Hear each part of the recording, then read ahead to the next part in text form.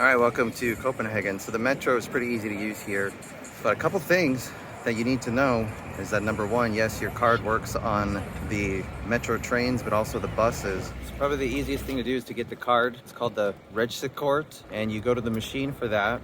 Otherwise, you can just buy a direct ticket, and there's really no place to scan your ticket. I think that just means if someone comes up to you and wants to check your fare, then you show them the ticket.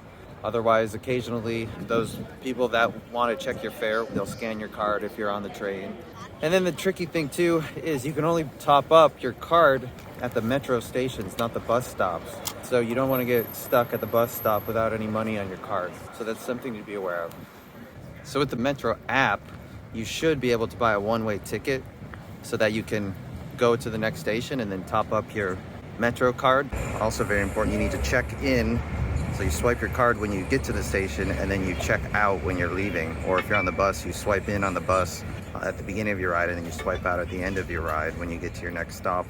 And you have to make sure that you use the correct kiosk, because there's actually one for checking in and one for checking out. You have check in and check und, something like that.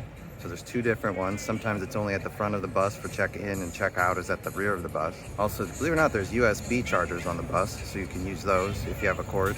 If you're waiting for the bus and you're at the curb, you gotta make sure that the bus is gonna stop. One time I was just waiting there and he kind of slowed down, and I guess he thought I was waiting for a different bus, so he didn't stop. And I realized then that, okay, I'm gonna make sure that they can see that. Give me a ride, man.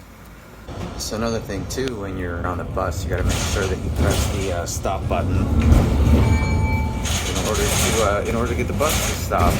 Right? Otherwise, a lot of times they just will continue to go, especially if no one is standing there at the curb who wants to come onto the bus. So have fun riding the metro in Copenhagen. And if you want to see my adventure through Copenhagen, you can click on the screen to watch that video. Thanks for watching.